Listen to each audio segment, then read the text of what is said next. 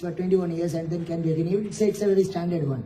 What this guy has invented is, there is a baby born, it seems in US, a baby born, if the baby has got some 52 conditions, it's basically 52 disease, they call it as conditions, the baby's urine, from the urine they take a tissue, and then that can be used to cure any disease for this baby.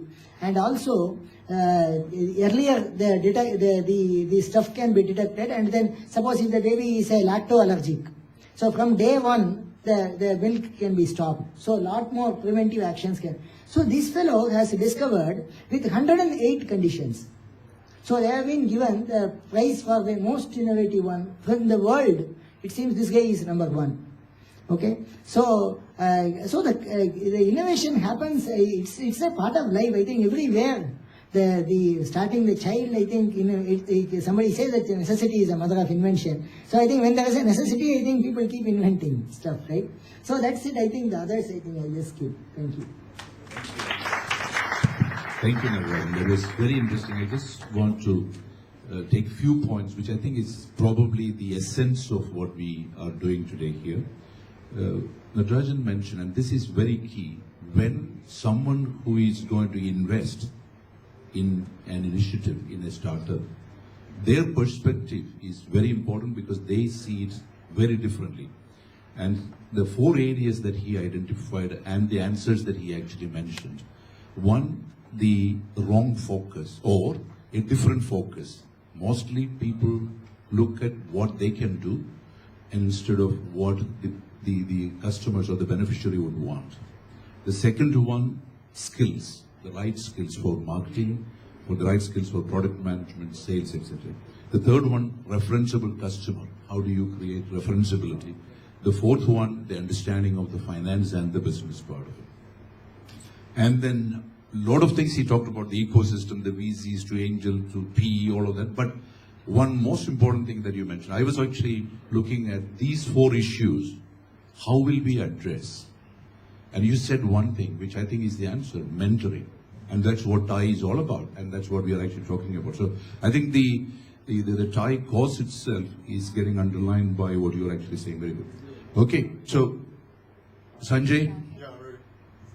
Mr. Sanjay Vijay Kumar belongs to the new breed of Indian entrepreneurs who are young and fearless, starting an entrepreneurial journey at the age of 22 while in the 3rd year of engineering. Sanjay led and created a team of engineering graduates who are passionate about technology to build up MobMe Wireless, one of India's most exciting and innovating mobile value-added service companies.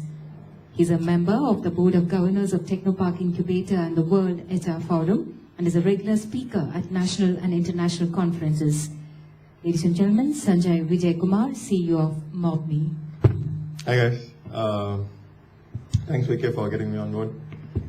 So my name is Sanjay. I started a company when I was in college. I raised $500,000. I dropped out of my college in my final year. I was placed in Yahoo and Microsoft. I didn't think this education system will actually give me anything that will be useful in my real life. So I'll briefly tell you about my story and what I'm trying to do and what I'm trying to do for the whole ecosystem around us. See, the whole deal is very simple. Nobody has a clue how to become an entrepreneur. I never had a clue, right? So I was born in Kerala, I was born in Trivandrum. My mom is a clerk in Titanium, my dad is an engineer, and I'm told I have to be an engineer. Now I have no clue what an engineer is, but I'm told to become an engineer or a doctor. From that background, I never wanted to be an engineer because it didn't make simply sense to me. And then I wanted to become a basketball player. So I played a lot of basketball. I played, I think, nationals by the time I was 9th, and then I got into this thing called Sports Authority of India. So I went home and said, Appa, I want to be this basketball player. So he said, this doesn't make sense because he was an LCB board and they had a team and they had a professional team. So the deal is, unless you are an engineer, even if you play the best of basketball, you'll be like a clerk in the team. So I didn't want to be the clerk. So I definitely wanted to grow up in life, right? So I did my 10th, I did my 12th, I had good grades in my school and college. And after 12th, I obviously wrote the exam.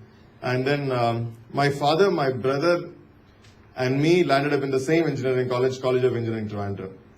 And the deal with this whole college system is, when you write your 12th standard, you've no clue what you want to do in life. And then I took my, industrial engineering course. And the deal is you can't change this course for the next 4 years. So in my third year, I think in my second year, I had this thing called fluid mechanics lab. So fluid mechanics lab, they teach you about pumps and things like that. And obviously I have good grades, 75% or above. And then, after the exam, all of us took off to Munnar. That's a good thing about Kerala, right? And 12 mechanical engineers from College of Engineering Trivandrum land up in Munnar. Ratri aadich off. Everybody is drunk. Okay, and we all wake up at 2 o'clock next morning.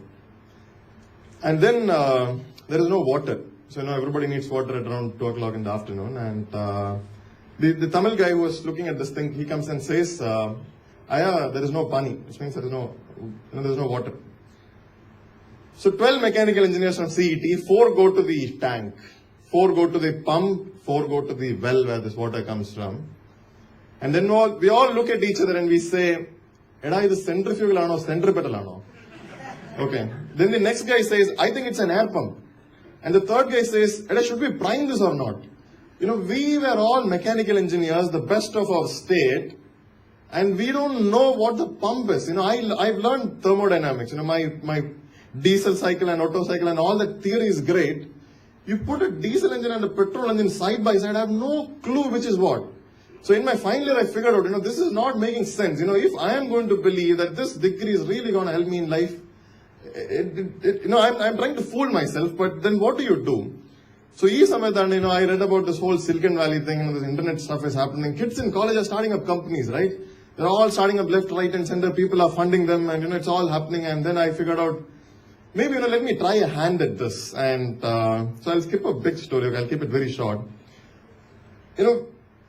We just started off in college without having any clue what is a business, what's a plan, what's a business model, what's a cash flow. Because I believe fundamentally, in my 6 years, I figured out you need only 3 things to actually start a company. You need a determined team. You bloody need a leader who will stand there, plant a flag and say, I will not run back whether I succeed or fail. Because if the king runs back, the entire army just runs back. You have to run a whole team of people and they have to just follow you, listen to you and believe in what you are going to say. And the leader is a guy who's got to deal with what is called uncertainty. Because every day you have no clue, this whole thing is changing so fast, you're not able to predict what's going to happen tomorrow, forget 3 months or 6 months or 12 months. So when everybody told me to ask projections for 3 years, I have no clue. I don't know what's going to happen tomorrow, 3 months, I have a vague idea, how it's all going to pan out. And in my third year in college, I raised $500,000. So who put money on me? The people who put money on me were entrepreneurs from this state who are NRIs. Gulf that guy could write a check for 80 lakhs, give it to me. When my dad and mom saved for, 30, 40 years, they've not seen 80 lakhs in my life. Okay. My whole family never saw 80 lakhs in my life. And this one guy comes in a white Mercedes Benz. He is rich.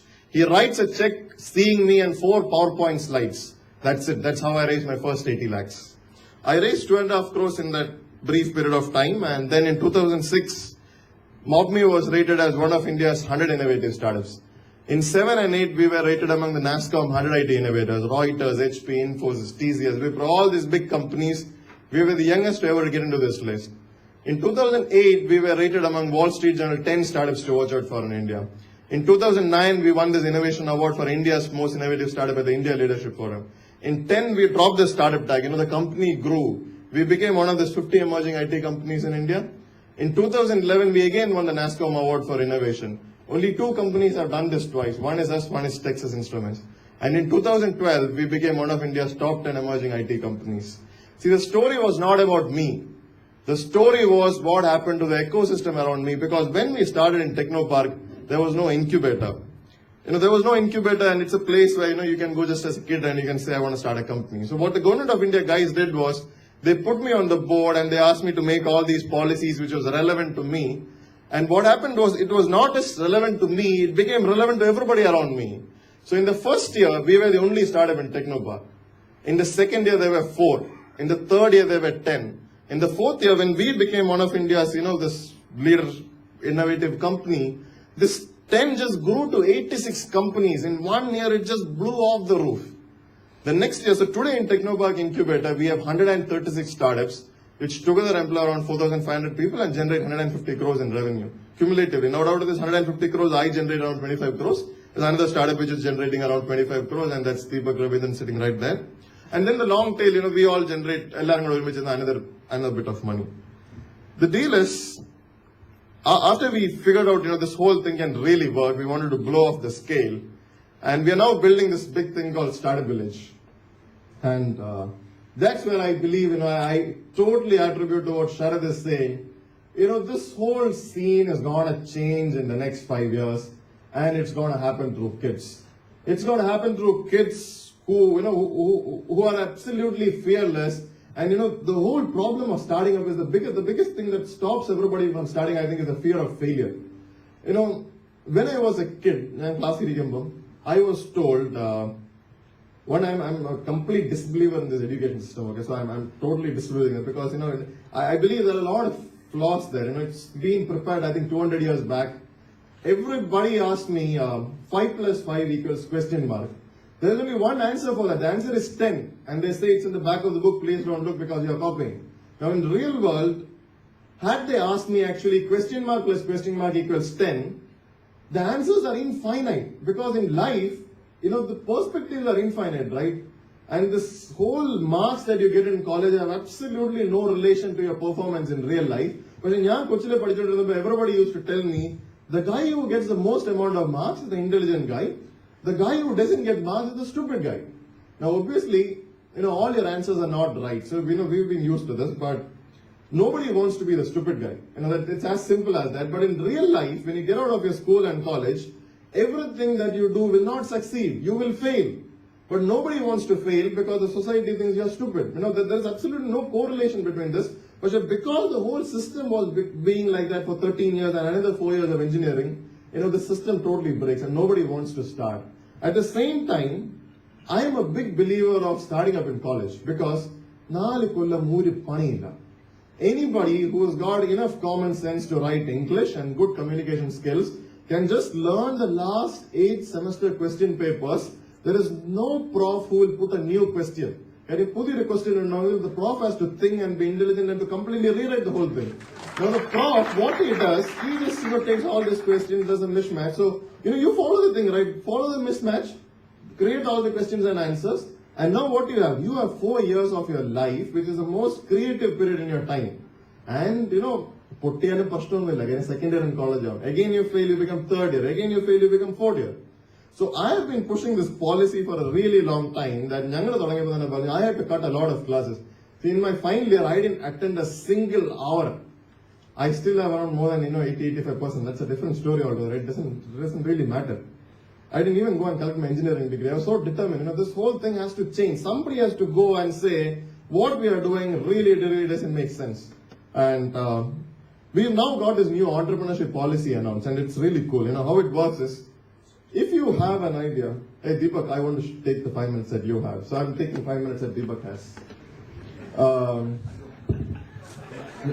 I think Deepak, it's pretty much okay that we take 5 minutes. We're on the same page. We both are on the same page. I think Deepak, if you can come on board, it would be really nice. Just come on board, right? So you need to hear the story of Deepak Ravindran, okay? Deepak, I am from CET. CET there is nothing in CET, okay? It's again just another college. It's just all the brainiest guys gets into CET, so the products are obviously good. Now the deal with Deepak Ravindran is, Deepak is from LBS College in Kasaragod. He comes from a place where Manorama paper doesn't reach. So you can imagine, where the Mula Asana Gadakana. Now Deepak one day reads his Vanita thing saying, oh, college the pillar lang oda company odangi, and Deepak and the Amma kicks him out and says, Eda nee no kada pillar agenda chayna. So this guy gets out and he comes to Technopark. Big glass building, first time in his life, no clue what to do. And the deal is somebody needs to put money in Deepak. We've personally invested in this company. We've invested in 12 companies. And the deal is nobody wants a lot of money, right? See, in college, when you are 18 years, and when you're 22 years, there is absolutely no difference in your brain. Your brain is still the same. It's only the university which says after 4 years you've got a degree. That doesn't make sense, right? Now in college, See, my brother was in college. He landed up in Microsoft and he's in Seattle right now, right? And the finally a project my brother made, he made the online version of it. Now 28, for people who played the card game, is really complicated. You can't just code the logic behind it. So this guy coded an AI logic, which just learns the game automatically on the number of people who starts playing. And IIT just took him because of this project, and he got hired in Microsoft just because he did this thing, because that's a proof this guy is intelligent. The teacher in that CET, the guest lecturer, just discarded this project because she could only see a bunch of card games, and these cards going up and down. She never understood the logic that behind the game. So I believe the whole world is changing so fast that when landline phones were there and these mobile phones first came, a lot of people didn't even understand what is SMS because landline phone SMS illa. I see the same scene right now when we are like a whole bunch of new generation guys who say we have got to break this mold and really go up, and there is this whole bunch of guys who really don't understand what we're trying to say. So we are determined to go deep into the college, bang right there, and build it. Can somebody just load this thing? And see, Natla, I'm convinced about one thing, okay? Kerala will tilt the scale of innovation back to us. We are the guys, we are the rock stars, and we have the talent. So I really dream of a day when, the sun will set in the valley and will rise to see the dawn of a Silicon Coast in India. We did this thing in CET. Not like we went to CET, we planted a flag for entrepreneurship. I rest my case.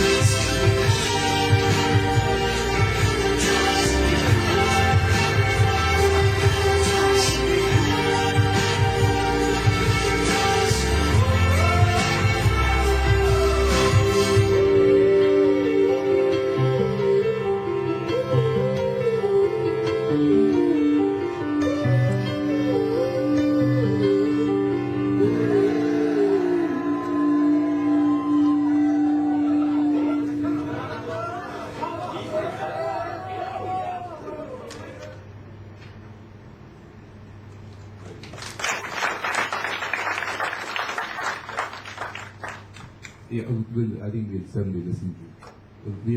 We will be running a little bit late, but I think it was worth it. Yes, Let's yes. actually get Deepak also to share his views with us. Deepak Ravindran, 25-year-old entrepreneur and the Chief Executive Officer of Innos, a leading mobile technology company based in India.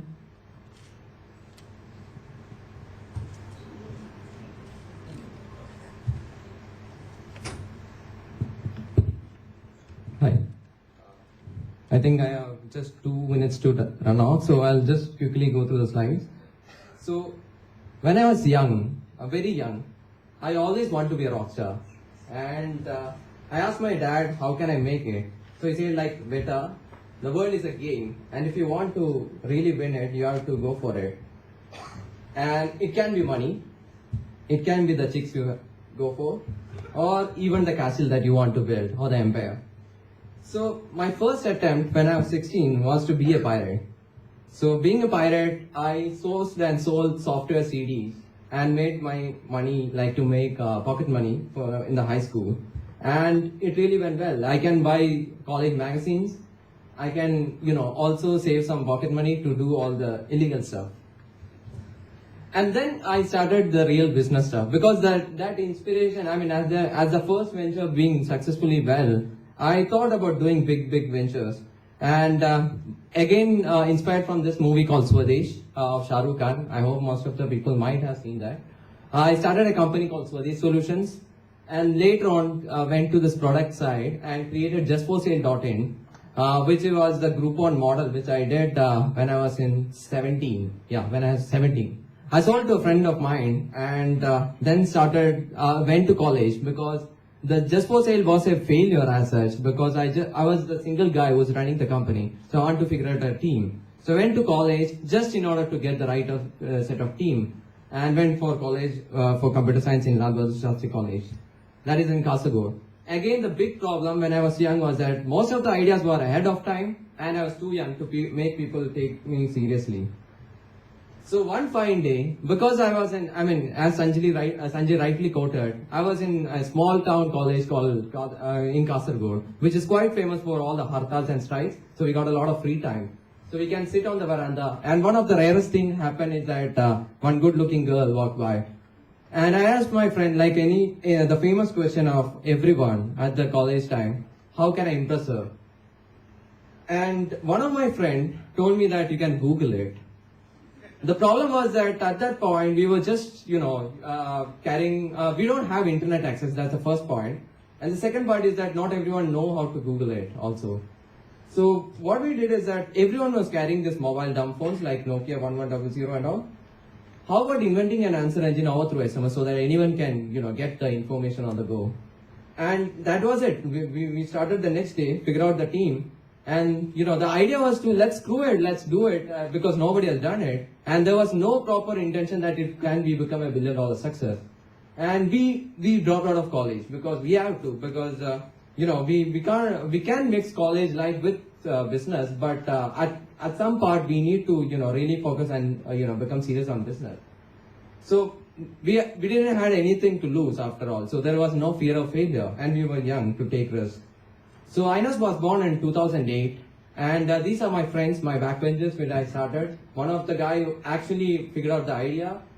I've been a hustler like always and invested by 3 Fs at the start, friends, fools and family, and later come Freeman, so 4F together, invested in us.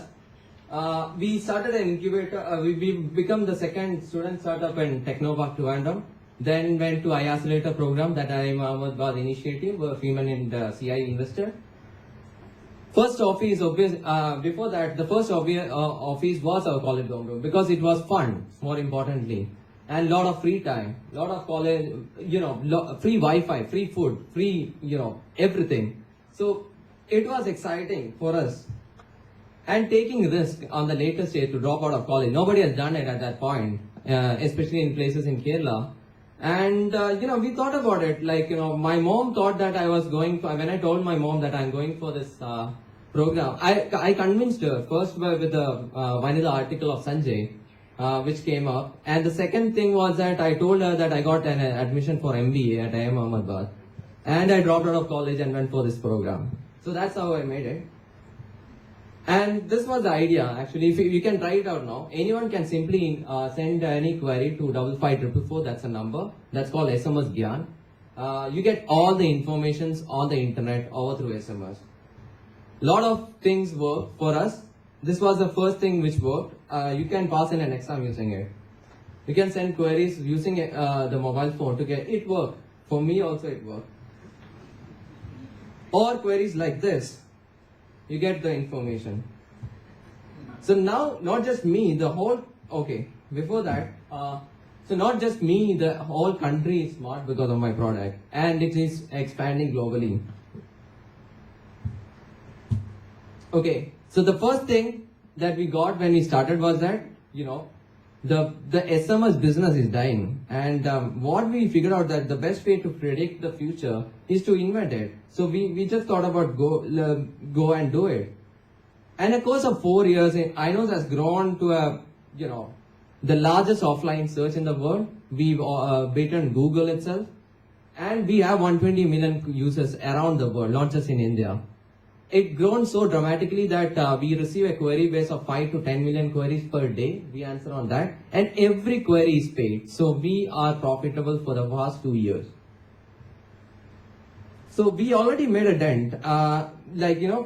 What is the next vision? We can be $1 billion company, but more importantly, what we are trying to chase is to $1 billion user success. Let the people, what we created is something which is valuable for the nation or the world. And we are trying to solve the major problem. There are billions of people who are offline in the world. If you compare with the online space, there are billions of people, and most of the people are carrying mobile phones. What we are trying to do is to give internet access to those people instantly. It can be informations like a search, it can be Facebook, it can be email. Everything is available through internet that we are giving over through SMS. Now, the major thing that we are trying to solve is on the internet space is that we are building an operating system which is already patented and which will make any phone dumb, any dumb phone smart instead of just focusing on smartphones. So this operating system, the picture that is showing up, will be launched on January 1st.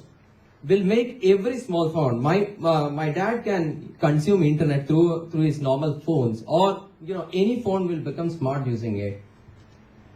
Obviously, there is one idol, Steve Jobs, and always his quotes were inspiring. And the joy of being a job creator. I dropped out of college in Kasaragod. Now, most of the people don't know Infosys. Everyone care I knows, and we are the largest recruiter from our same college that we are dropped out. And always supporting the pirate land, like the startup village and all the initiative to create the next billion successes out of Kerala.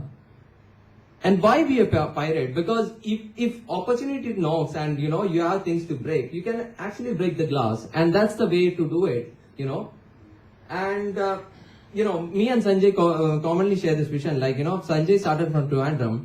I started from Kasaragod. These are the two extreme ends in Kerala. And what we are trying to build is the next 1,000 startups inside the Kerala and create the startup cost. And that's the dream about. And I think it is quite possible right now because of all the supports which come from globally and also from the national space. So thank you so much for the time. Very good. Thank you so much for that.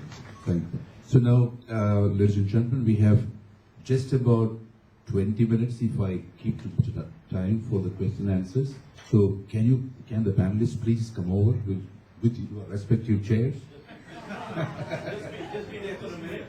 Just be there for a minute before the chair. Oh, okay, good. Mark, I don't think that requires an answer after hearing everybody. The future is going to be, that's what everybody is saying. The future is going to be products. Products meaning. My only take is, again, taking from what Rajan said, we all get very excited about the technology opportunities, but I think it's very, very important for you to look at what problem are you solving.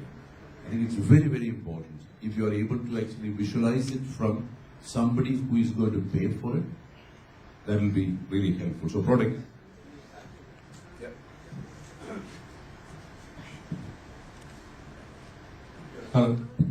See, I think, if you look back, 15, 20 years ago, a lot of companies got into IT services business and they were actually serving the customers there, so they couldn't really develop products because they didn't have the domain knowledge.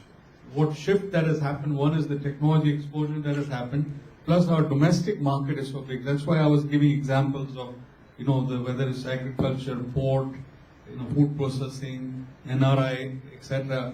You have the whole the domain knowledge sitting here, and you can then build the products. So the times have changed for that.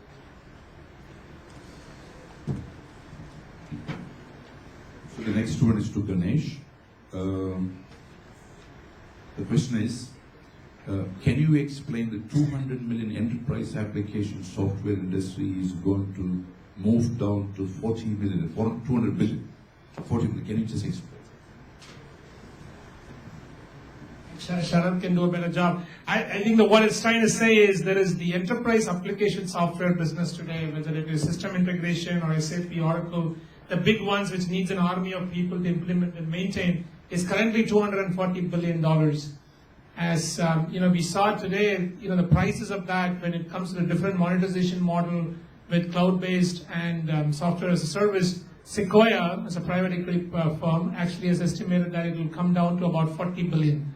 It's just that it's going to make the software more affordable, more prevalent, and it's going to be the threat to the model the legacy IT services have employed. That's what I meant, from 200 billion to 40 billion, right? Sure.